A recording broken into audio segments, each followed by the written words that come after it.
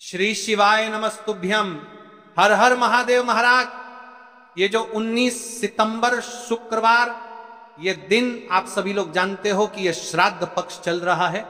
और ये जो 19 सितंबर शुक्रवार के दिन इस पवित्र भाद्रपद महीने की श्राद्ध पक्ष की प्रदोष व्रत त्रयोदशी तिथि पड़ रही है, यानी कि श्राद्ध पक्ष की प्रदोष व्रत त्रयोदशी पक्ष की प्रदोष व्रत।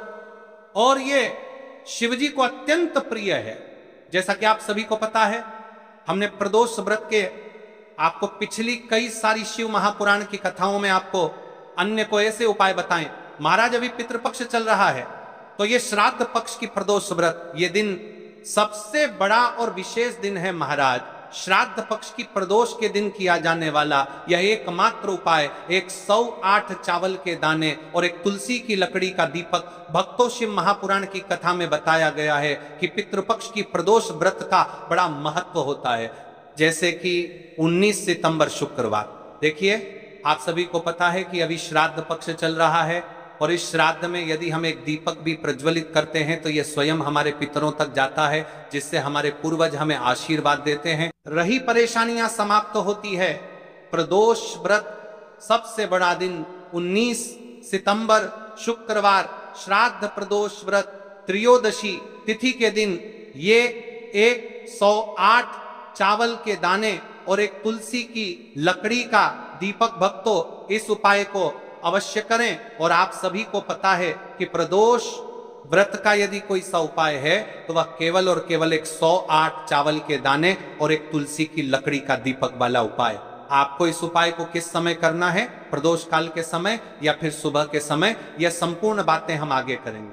अब देखिए महाराज, यदि हम श्राद्ध पक्ष में यदि हम एक दीपक भी प्रज्वलित करते हैं अपने पितरों के नाम से, तो इस दीपक की रोशनी हमारे पितरों तक जाती है और उनका हमें आशीर्वाद प्राप्त होता है। उसे हमारे जीवन में चल रही कठिनाइयों समाप्त होती है। जैसे कि पितृदोष, कालसर्प दोष, वास्तु दोष, उसी प्रकार से हमें 108 चावल के दाने और एक तुलसी की लकड़ी का दीपक को करना है 19 सितंबर शुक्रवार और पितृपक्ष की प्रदोष व्रत। देखिए इन दोनों योग बहुत मुश्किल से आता है, ऐसे मौके बार बार नहीं मिलते, केवल वर्ष में एक बार ही इस उपाय को करने का मौका मिलता है। देखिए मेरी कई सारी अन्य माताएं बहनें हैं जिन्होंने इस उपाय को आज तक किया ही ना हो और उन्हें इस उपाय के बारे में पता ही ना हो। तो देखिए आज की इस कथा से हम आपको जो उपाय बता रहे हैं, उस उपाय को आपको शुक्रवार की प्रदोष व्रत के दिन अवश्य करना है, क्योंकि यह उपाय केवल विशेष तिथि पर और विशेष पावन पर्व पर ही किए जाते हैं। और देखिए यदि इस उपाय को आपका घर का कोई एक व्यक्ति भी कर लेता है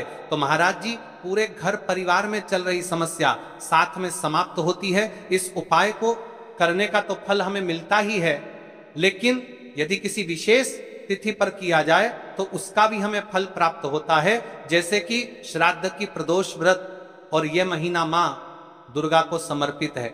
देखिए महाराज जी, हमने हमारी पिछली बार की कई सारी शिव महापुराण की कथाओं में आपको इस उपाय को अच्छे तरीके से बताया भी है और समझाया भी है, लेकिन आज एक बार फिर से हम आपको इस उपाय को समझाएंगे, क्योंकि 19 सितंबर शुक्रवार का दिन सबसे बड़ा और विशेष दिन है। देखिए यदि आपने इस 108 चावल के दाने तुलसी की लकड़ी का दीपक को कर लिया तो आपको इस उपाय का वह फल मिलेगा जिसकी आपने कभी कल्पना भी ना करी होगी।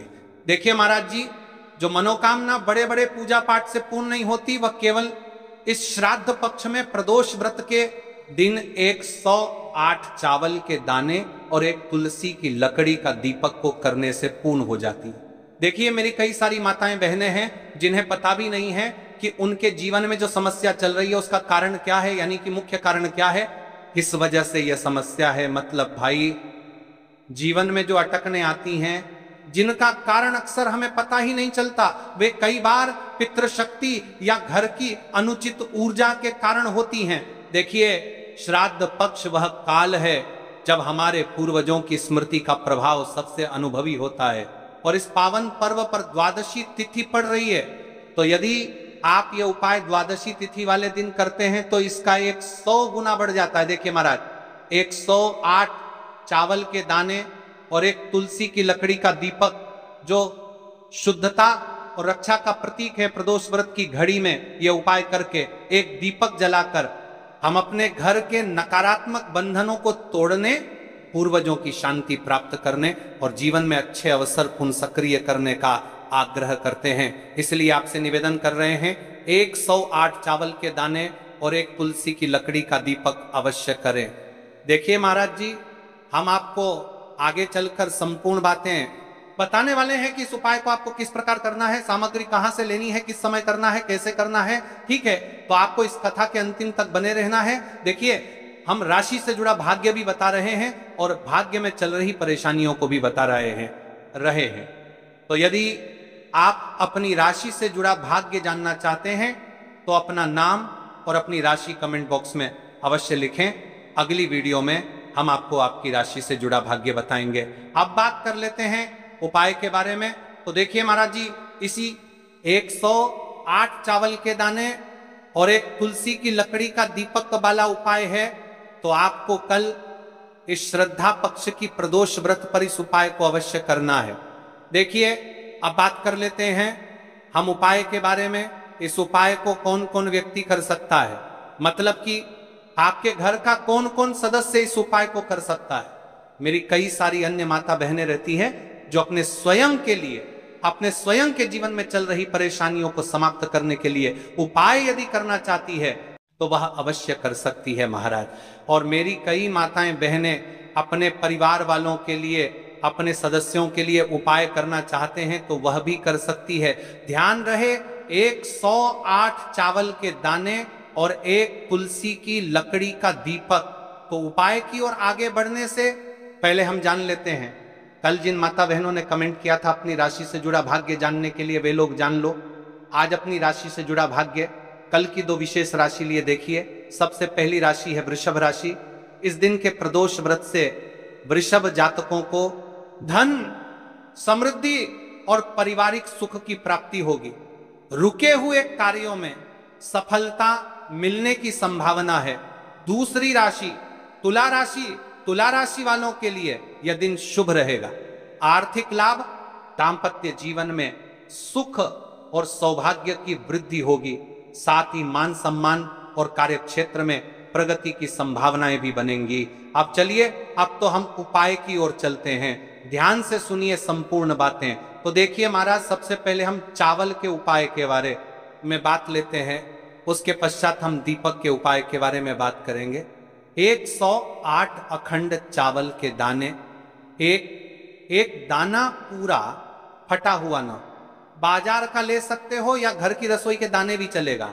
हल्दी का दीपक, जो कि गेहूं के आटे से दीपक बनाए और उसमें हल्दी पीसी अच्छी मात्रा में मिलाए। नमक बिल्कुल न डालना है।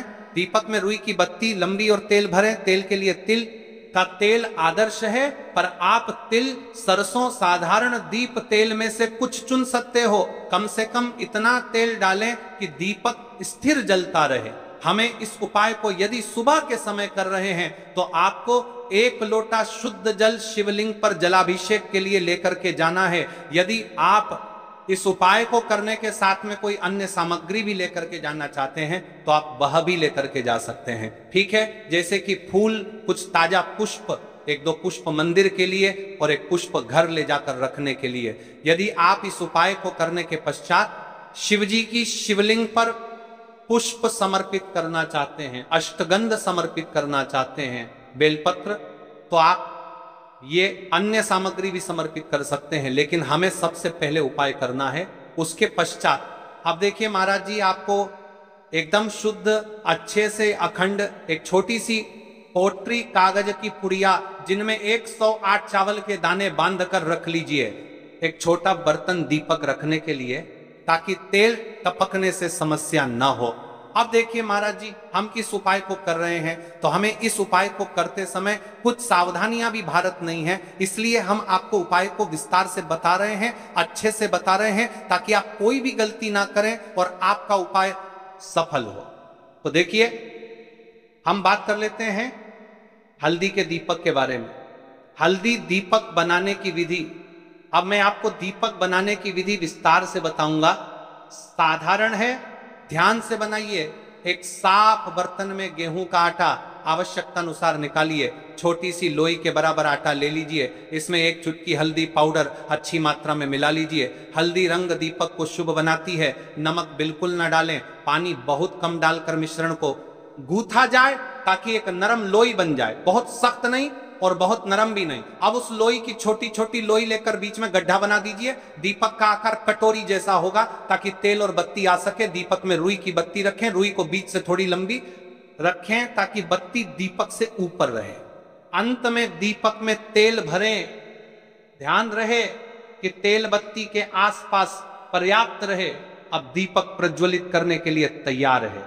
दीपक पूरी तरह सूखा न हो, नर्म आटा आवश्यक। दीपक को जलाकर परीक्षण कर लें ताकि मंदिर में जलाते वक्त समस्या न हो। अब हमारा दीपक बंद करके तैयार हो गया है। अब बात कर लेते हैं इस मुख्य उपाय के बारे में। 108 चावल के दाने। तो देखिए महाराज जी, आपको चावल के दाने कहां से लेना है, कैसे लेना है, कब लेना है, इन बातों का आपको ध्यान रखना है। तो देखिए, बहुत से लोग पूछते हैं क्या घर का चावल चलेगा या बाजार का, किस तरह का चावल लेना चाहिए। मैं स्पष्ट कहता हूं, घर का सामान्य चावल या बाजार का कोई भी पूरा दाना चलेगा, पर एक शर्त, 108 दाने अखंड व पूरा होना चाहिए। दाने फटे हुए ना हो। 108 दानों को आप एक साफ सुथरे डिब्बे या कागज की पुड़िया में रखकर मंदिर ले जाइए। मंदिर तक जाते समय पुड़िया खुले ना हो और दानों पर विश्वास और श्रद्धा बनी रहे। अब देखिए, हमारे चावल के दाने भी तैयार हो गए और हमारा दीपक भी तैयार हो गया। अब बात कर लेते हैं कि इस उपाय को करने का सबसे उत्तम समय कौन सा है। मैंने किस समय हमें इस उपाय को करना है, प्रदोष काल का समय या सुबह का समय। देखिए महाराज जी, जैसा कई भक्त पूछते हैं कब किया जाए, मैं 2 विशेष समय बताता हूं। सुबह का समय उत्तम प्रातः 7 बजे से 10 बजे तक, इससे दिन का मंगलप्रद आरंभ होता है। यदि सुबह 7 बजे तक जाना संभव नहीं तो 12 बजे से पहले भी कर सकते हैं। अब बात कर लेते हैं महाराज जी, प्रदोष काल के समय की कई सारी मात्रा बहाने सुबह के समय नहीं कर सकती है, तो सबसे उत्तम समय प्रदोष काल का समय भी है जो शिव जी को अत्यंत प्रिय है। प्रदोष काल सायंकाल 5 बजे से 6 बजे के बीच ये समय बहुत ही पुण्यकारी माना जाता है। यदि आवश्यकता हो तो 7 बजे तक भी किया जा सकता है। आप जिस भी समय जाओगे ठीक ठाक उसी समय श्रद्धा भाव से करिए। देखिए महाराज जी, अब हमारी इस उपाय की सामग्री भी तैयार हो गई है और हमने आपको समय भी बता दिया है। तो देखिए, एक मुख्य बात, यदि आप इस उपाय को सुबह के समय कर रहे हैं तो महाराज जी सुबह के समय तो शिव जी की शिवलिंग पर सबसे पहले 1 लोटा जल चढ़ेगा, फिर उसके पश्चात आपको इस उपाय को करना है। और यदि प्रदोष काल के समय कर रहे हैं तो आपको एक साधारण दीपक प्रज्वलित करना है, फिर उसके पश्चात आपको उपाय करना है। ठीक है। और हाँ, एक विशेष और मुख्य बात, कई सारी मेरी अन्य माताएं बहनें रहती हैं जो शिव मंदिर जाते से ही दूसरी अन्य माता बहनों से सामग्री मांगने लगते हैं, जैसे कि जी आज आपने एक बेलपत्र लाए हो तो मुझे दे दो। जी आपके पास तो बहुत सारे फूल दिख रहे हैं, एक फूल दे दो मुझे। आपको शिव मंदिर में जाकर के इस प्रकार से नहीं करना है, ठीक है। केवल अपने जो अपनी सामग्री लेकर गए हैं उसी से उपाय करना है। अपने गांव के आसपास में जो भी शिव मंदिर हो, जो भी शिवालय हो, वहां पर पहुंच जाइए। शिव जी की शिवलिंग के पास में एक ऐसे स्थान पर बैठ जाइए जहां पर आप अपना उपाय पूर्ण रूप से कर ले और किसी अन्य माता बहनों को दिक्कत या परेशानी ना आए। और आपको उपाय करते समय, ठीक है, कई सारे लोग प्रश्न करते हैं कि महाराज की सबसे पहले चावल का दाना शिव जी की शिवलिंग पर कहां समर्पित करना है। तो आपको सबसे पहले गणेश को श्रद्धा से अर्पण, सबसे पहला चावल का दाना गणेश जी के स्थान पर अर्पित कीजिए। मन मन में अपनी मनोकामना शांत भाव से कहिए, छोटा सा मनन है विघ्नहर्ता, मेरी मनोकामना के मार्ग को सुगम कर दीजिए आप गणेश। 3 बार जप सकते हैं ओम गम गणपतये नमः। शिवलिंग पर जलाभिषेक। अब शुद्ध जल का लोटा निकालिए और शिवलिंग पर धीरे धीरे जल चढ़ाइए। जल चढ़ाते समय मन में बार बार AUM नमः शिवाय का उच्चारण करें, यह सबसे मुख्य मंत्र है। आप मन में 11 बार, 21 बार या 108 बार जप कर सकते हैं, परंतु यदि समय कम हो तो कम से कम 11 बार अवश्य जपें। जलाभिषेक के साथ ही विनम्रता से कहिए, हे भोलेनाथ, मेरी मनोकामनाओं को पूर्ण कर दो, जीवन के कष्टों को दूर कर दो। कई सारे लोग प्रश्न करेंगे कि महाराज, ही शिव जी को तुलसी समर्पित कर सकते हैं और ना ही इस उपाय को किया जाता है। तो देखिए, इस उपाय को आपको शिव मंदिर की चौखट पर करना है। यह जो दीपक हम प्रज्वलित करेंगे यह शिव मंदिर की चौखट पर करेंगे। तुलसी का संबंध आध्यात्मिक शांति, मानसिक स्थिरता और रोग नाश से है। जब तुलसी की लकड़ी का दीपक जलता है तो घर या मंदिर के आसपास की नकारात्मकता तुरंत दूर होकर जाती है।